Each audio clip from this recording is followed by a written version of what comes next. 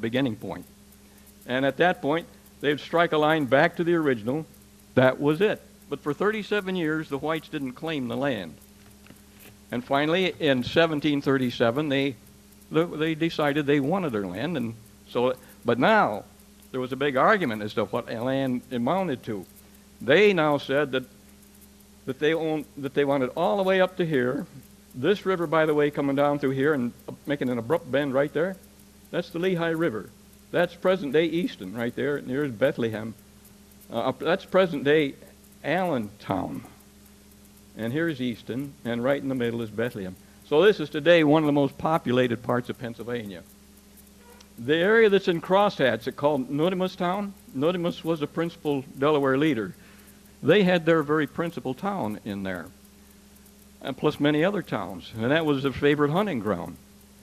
Okay, now William Penn's grandsons, known as the proprietors, they said, we're going to take all this land as far as, and what they did was they cleared a path, and they hired almost a professional speed walker. In fact, they had a horse with him, and the horse carried all of his supplies, and they kept the horse on a trot. Now, this guy never ran, but he walked so fast for a day and a half that at the end of his allotted time, a day and a half, he was way up through the Delaware Water Gap and going up the Delaware on the other side. And their claim was, we now get all of the land over to the Lehigh River north of the Tohickon Creek. Well, that included their most important lands, their chief village and all their other. Well, they complained. Of course they complained. We can say that by then the ideals of mutual trust had given way to land-grabbing greed.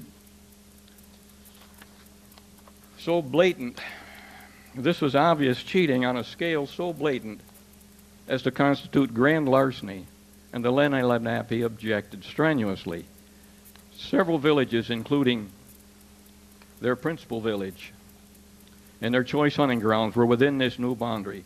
They could not, in their wildest imagination, conceiving any prior chief ever having agreed to giving up these villages, let alone about 5 times the original territory, right in the very heart of their homeland. So complain they did, loud and fiercely, but to deaf ears.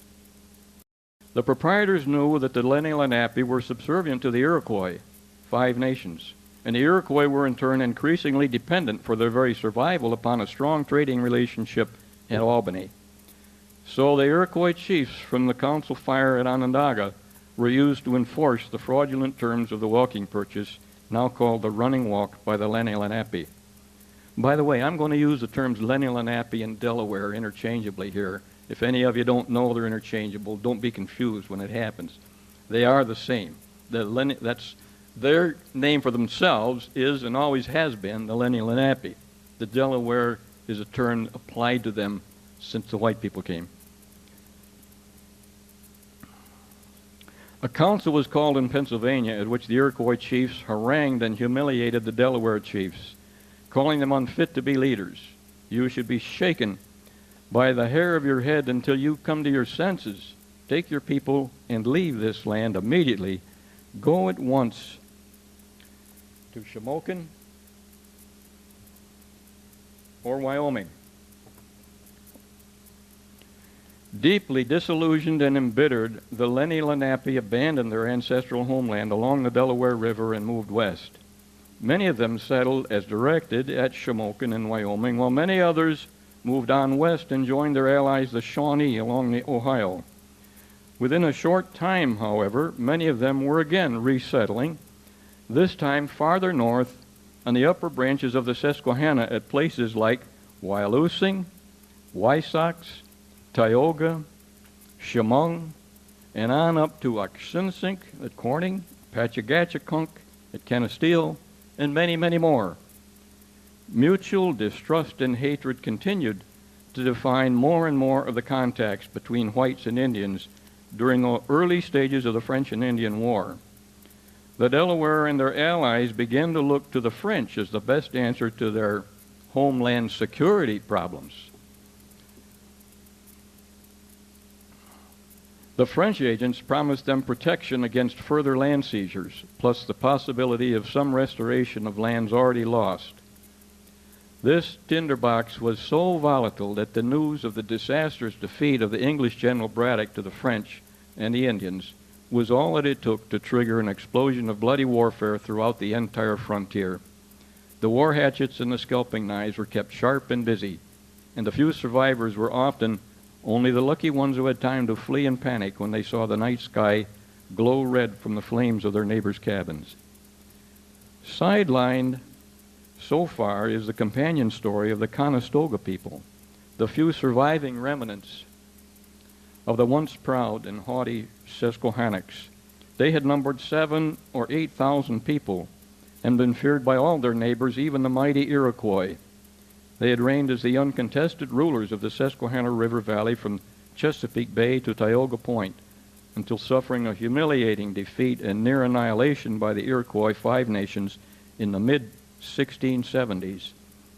Their surviving remnants, now numbering a mere 300 to 400 people and driven to the southernmost part of the Susquehanna, were considered too weak to ever again threaten the Five Nations, and so were granted a sort of perennial parole, conditioned upon their continued submission. Most of the survivors were the southernmost Conestoga tribal group, and they gave refuge to the remnants of their northern cousins, the Andastes and the Gauchos. All of them settled in the town of Conestoga, about 10 miles from present-day Lancaster. It was only 5 years later that William Penn first treated with them, as he had with the Lenni Lenape, and with similar results. Mutual trust and respect led to hope and peace lasting for 30 years or more. Then land quarrels, cultural misunderstandings, and drunken fights led to increasing friction, mistrust, and hatred.